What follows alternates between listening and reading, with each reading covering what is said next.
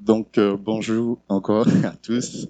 Le thème que je vais apporter avec vous ce matin, c'est l'importance du Saint-Esprit dans notre marche avec Dieu. L'importance du Saint-Esprit dans notre marche avec Dieu. J'étais en train de lire Jean 16 et en lisant ce chapitre, principalement, je suis tombé sur le verset 7 qui m'a beaucoup interpellé. Le verset 7 en fait, c'est Jésus qui parlait à ses disciples et les informait qu'il allait partir. Et au verset, chapitre 16 de Jean et au verset 5-6, Jésus les informait qu'il allait partir. Et les disciples étaient tristes de savoir que Jésus allait partir. Et au verset 7, Jésus va dire, je vous dis la vérité. Il vous est avantageux que je m'en aille, car si je ne m'en vais pas, le consolateur ne viendra pas vers vous. Mais si je m'en vais, je vous l'enverrai. Et ça m'a interpellé dans le sens que, pourquoi Jésus dit qu'il est avantageux pour nous qui partons, en sachant tout ce que Jésus était en train de faire, tout ce que Jésus faisait sur place, quand il était physiquement là, tout ce qu'il faisait, il dit qu'il est avantageux pour lui qui s'en aille. Quand Jésus était physiquement là, il montrait le chemin à suivre. C'était visible, on pouvait voir, et il montrait le chemin à suivre. Il enseignait concernant le royaume, sur le royaume. Il accomplissait des miracles, et tout cela était visible, tout cela, on pouvait le voir. Mais malgré cela, il dit qu'il est avantageux pour nous qui s'en aillent, pour qu'il nous envoie le Saint-Esprit. Jésus, par son sacrifice à la croix, nous a rapprochés de Dieu. Et par ses actes, il nous a démontré qu'il est possible de vivre une vie qui honore le Père et qui lui est agréable. Comme Romains 6, 23 nous dit, le salaire du péché, c'est la mort, mais le don gratuit de Dieu, c'est la vie éternelle en Jésus-Christ, notre Seigneur. Nous avons eu cette grâce d'avoir Jésus physiquement et il nous a montré que c'est possible d'être agréable à Dieu. Mais je ne comprenais pas toujours pourquoi il dit qu'il est avantageux pour nous qui s'en aillent pour nous envoyer le Saint-Esprit. Et en poussant ma réflexion un peu plus loin, j'ai trouvé 3 domaines dans lesquels le Saint-Esprit nous est utile, nous aide et nous accompagne. On peut énumérer plus que 3 domaines, mais moi j'ai énuméré 3 domaines. Les 3 domaines vont constituer le plan de mon étude. Donc le premier, c'est l'intimité avec Dieu. L'importance du Saint-Esprit dans l'intimité avec Dieu. Le second point, c'est l'importance du Saint-Esprit dans notre préparation au retour de Jésus. Et le Saint-Esprit aussi est important. Il va nous aider dans le service. Et je vais conclure. En ce qui concerne notre intimité avec Dieu, il va nous aider en ce qui concerne face au péché. C'est-à-dire, dans notre intimité avec Dieu, le Saint-Esprit va nous aider face au péché. Avant d'être intime avec Dieu, il faut d'abord s'approcher de lui. On ne peut pas être intime si on n'est pas encore proche de lui. Et effectivement, depuis la Genèse, depuis la création, on le sait, c'est le péché qui a créé cette séparation entre l'homme et Dieu. Et dans Jean 16, verset 8, quand Jésus poursuit un peu la discussion dans le même chapitre, le chapitre 16, Jésus poursuit un peu la discussion. Il va, en quelque sorte, au verset 8, décrire les fonctions du Saint-Esprit. Il va décrire les fonctions du Saint-Esprit et il dit, et quand il sera venu, donc le Saint-Esprit, il convaincra le monde en ce qui concerne le péché, la justice et le jugement. En ce qui concerne le péché, parce qu'il ne croit pas en moi, la justice parce que je vais au Père et que vous ne me verrez plus, le jugement parce que le prince de ce monde est jugé. C'est à peu près le cahier de charge, si je peux dire, du Saint-Esprit. C'est la fonction, ce qu'il va faire. Et le premier point, c'est le Saint-Esprit est là pour nous convaincre de péché. J'aime beaucoup la version Semeur qui dit « Il prouvera au monde qu'il s'égare au sujet du péché. » Il prouvera au monde qu'il s'égare au sujet du péché. Le monde dont il est question ici, ce n'est pas le monde, seulement le monde païen, mais c'est le monde entier, toute l'humanité. Le Saint-Esprit nous aide donc à prendre conscience de notre état de pécheur pour nous amener à une sorte de repentance. Et c'est cela qui va nous rapprocher de Dieu. Donc le Saint-Esprit va principalement nous aider dans ce sens. En d'autres mots, je ne l'ai pas noté. En d'autres mots, oui, il nous aide à avoir la victoire sur la chair. On peut avoir l'exemple Romains 8, verset 13 qui dit « Si vous vivez selon la chair, vous mourrez, mais si par l'esprit vous faites mourir les actions du corps, vous vivrez. Car tous ceux qui sont conduits par l'esprit de Dieu sont fils de Dieu. » Tous ceux qui sont conduits par l'esprit de Dieu sont fils de Dieu. Et je veux vraiment nous encourager à être conduits par l'esprit de Dieu. Et le but de mon message aussi, c'est vraiment de nous encourager à marcher effectivement par l'esprit de Dieu, mais aussi à prendre en compte son importance dans notre vie. Et je pense que si Jésus dit qu'il est avantageux pour nous qu'il s'en aille et qu'il nous envoie le Saint-Esprit, je pense que ce n'est pas pour rien. Et c'est vraiment pour notre bien. Et c'est vraiment à notre avantage qui nous a envoyé le Saint-Esprit. Le Saint-Esprit aussi va nous aider dans notre intimité avec Dieu. Il va nous aider à connaître les choses de Dieu. On peut continuer la lecture dans Jean chapitre 16 toujours, au verset 12. Jean 16 au verset 12, on lit. Jésus dit, j'ai encore beaucoup de choses à vous dire, mais vous ne pouvez pas les porter maintenant. Quand le Consolateur sera venu, l'Esprit de vérité, il vous conduira dans toute la vérité, car il ne parlera pas de lui-même, mais il dira tout ce qu'il aura entendu et il vous annoncera les choses à venir. Jésus avait beaucoup de choses à dire.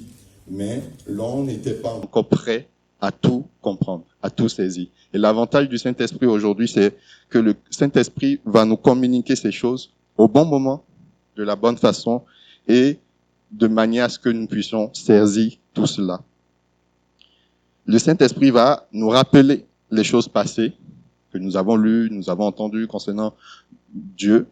Il va aussi nous annoncer les choses à venir. On peut voir l'exemple avec Acte 20, verset 23. Mais dans un premier temps, nous devons veiller à ce qu'il n'y ait aucune barrière entre Dieu et nous. 1 Corinthiens 2, 9 à 11 dit ceci. Mais comme il est écrit, ce sont des choses que l'œil n'a point vues, que l'oreille n'a point entendues et qui ne sont point montées au cœur de l'homme. Des choses que Dieu a préparées pour ceux qui l'aiment.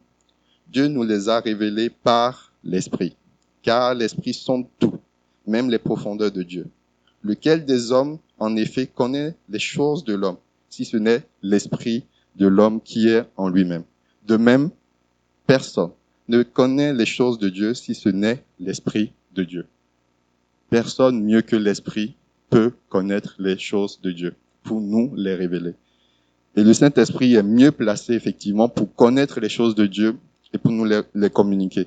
Ainsi, il nous aidera dans nos choix quotidiens. C'est-à-dire, il nous aidera en ce qui concerne les choix, les plans et la volonté de Dieu. Il fera en sorte il nous communiquera cela et cela aussi deviendra nos choix, notre volonté et notre plan. Donc, le Saint-Esprit est vraiment d'une grande utilité aussi dans ce sens-là, dans le sens de connaître le cœur de Dieu.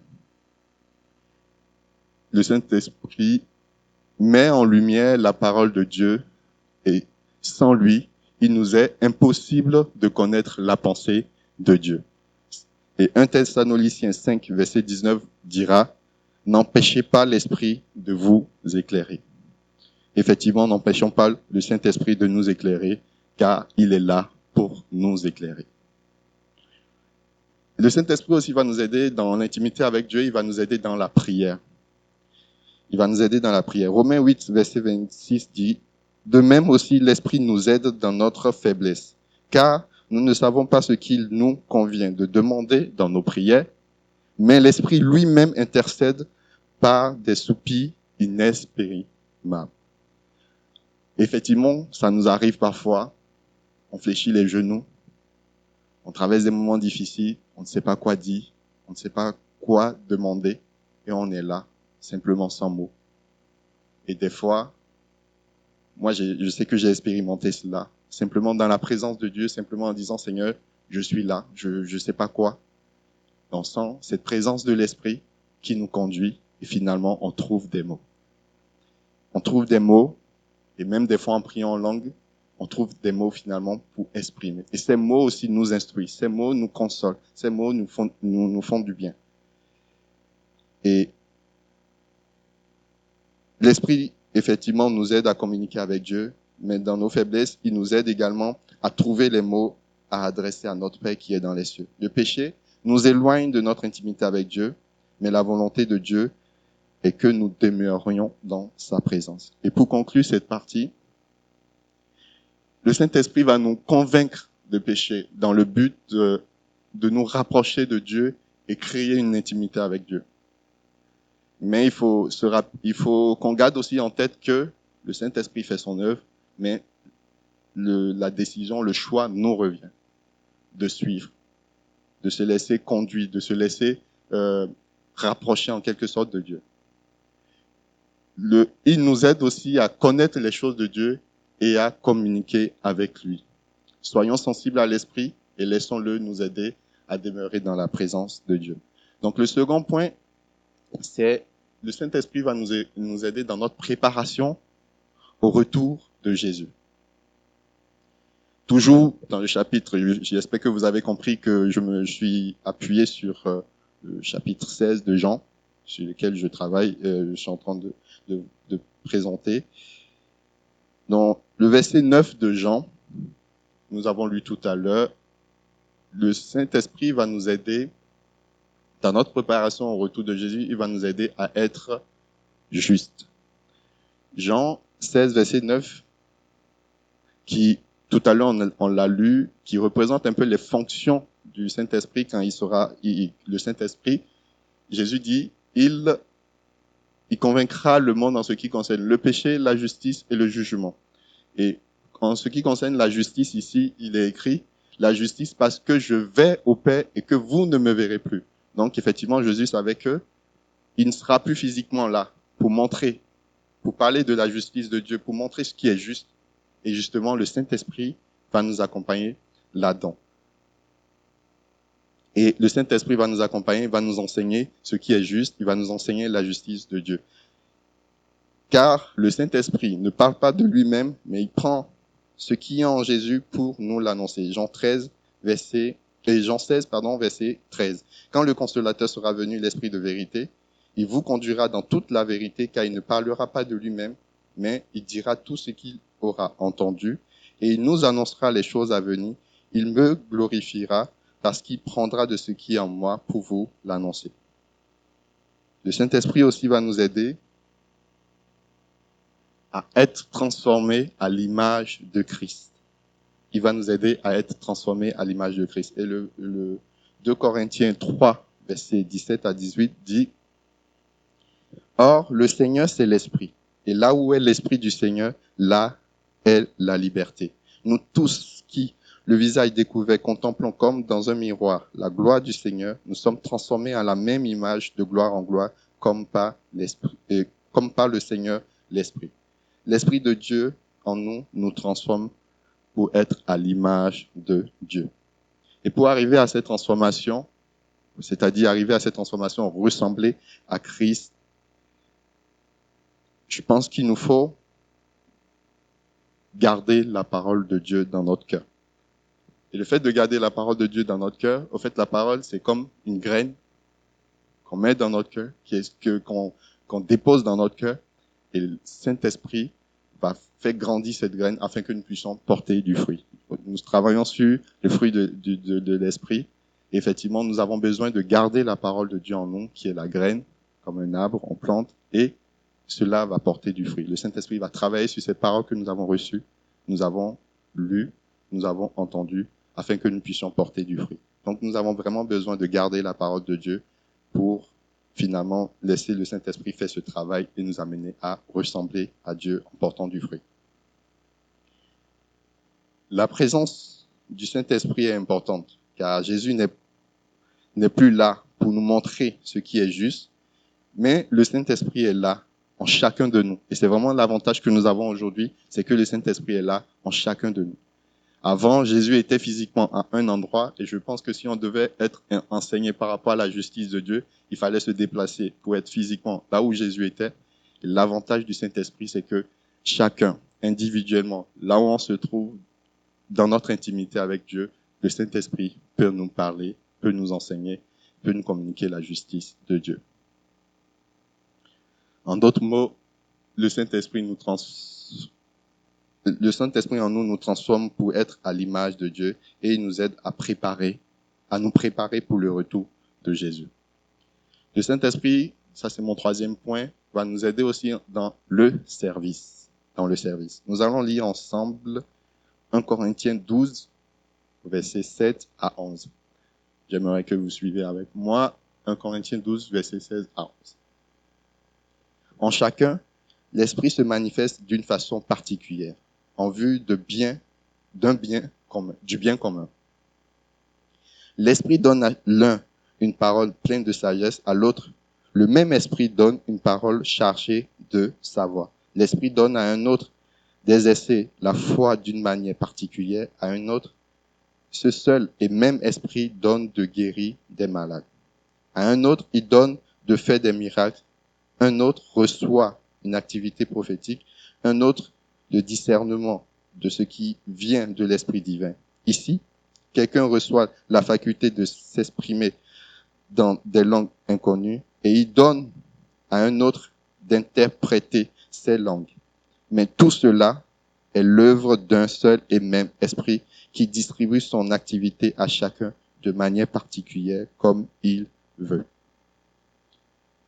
Le Saint-Esprit nous a été donné pour le bien commun. Et ça m'a interpellé, effectivement, c'est pour le bien commun. C'est comme un arbre, finalement, qui porte du fruit.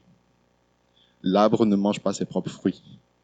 De la même façon, quand le Saint-Esprit travaille en nous et nous amène à porter du fruit, ce fruit, c'est pour le bien commun. En effet, il met en nous des dons, des capacités pour servir l'Église et pour faire connaître l'Évangile. Et ces capacités, ces dons ne sont pas pour notre propre gloire, mais c'est pour la gloire du Seigneur. Nous devons faire bénéficier tout le monde du fruit et de l'œuvre du Saint-Esprit sur nous. Je ne sais pas si vous avez fait cette remarque, cette différence. Le Saint-Esprit en nous va nous accompagner dans notre intimité avec Dieu. Le Saint-Esprit en nous va nous accompagner à nous préparer pour le retour de Jésus. Mais le Saint-Esprit sur nous, c'est une autre chose. Le Saint-Esprit sur nous, je vais éclairer cela. On va lire ensemble dans Acte 1, verset 4. Jésus qui parle toujours à ses disciples. Comme il se trouve avec eux, il leur... Acte 1, verset 4 à 8. Donc, comme il se trouve avec eux, il leur recommanda de ne pas s'éloigner de Jérusalem, mais d'attendre ce que le Père avait promis. Ce que je vous ai annoncé, leur dit-il, car Jean a baptisé d'eau, mais vous, dans peu de jours, vous serez baptisés du Saint-Esprit. Alors, les apôtres réunis lui demandaient, Seigneur, est-ce en ce temps que tu rétabliras le royaume d'Israël? Il leur répondit, ce n'est pas à vous de connaître les temps ou les moments que le Père a fixés de sa propre autorité, mais vous recevrez une puissance, le Saint-Esprit survenant sur vous, et vous serez mes témoins à Jérusalem, dans toute la Judée, dans la Samarie et jusqu'aux extrémités de la terre. Le Saint-Esprit survenant sur vous. Le Saint-Esprit sur nous, c'est un revêtement de la puissance de Dieu sur nous pour son œuvre. Il faut noter également que cela est pour le bien commun. Le baptême du Saint-Esprit, donc c'est-à-dire le Saint-Esprit sur nous, nous donne le courage et la force de servir le Seigneur. Et c'est un peu le cas de Pierre qui était timide et après avoir reçu effectivement le Saint-Esprit, on a vu parler à une grande foule et une multitude qui se sont convertis, qui ont donné leur vie à Dieu. Plus de environ 3000 âmes.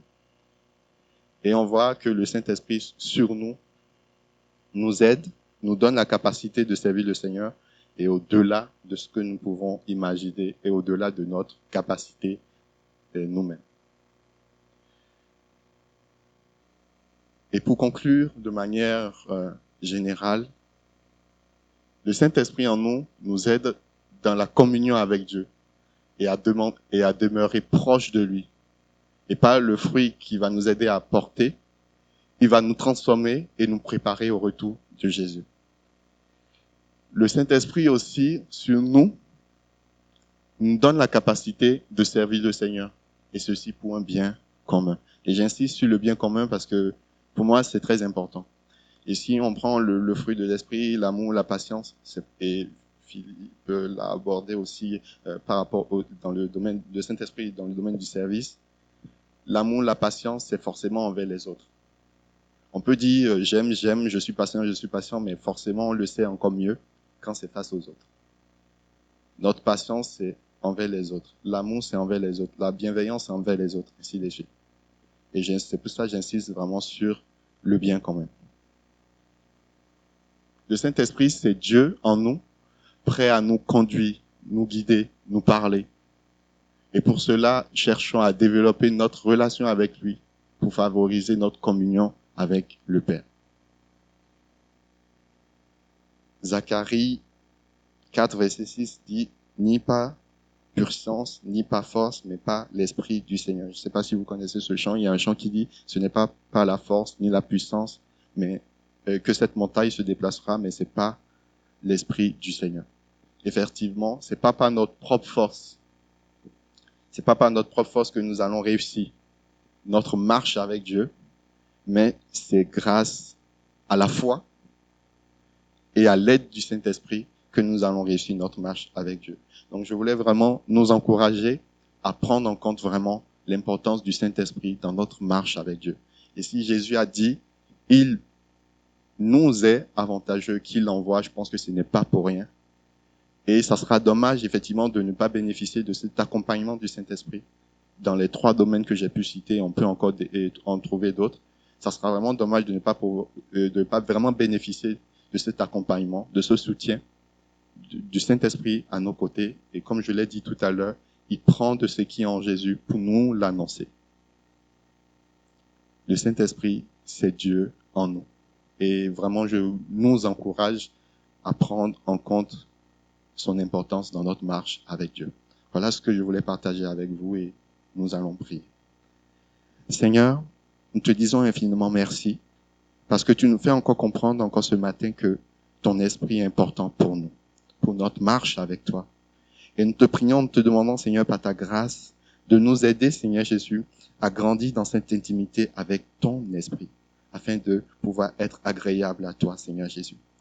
Merci, Seigneur Jésus, de nous ouvrir les yeux.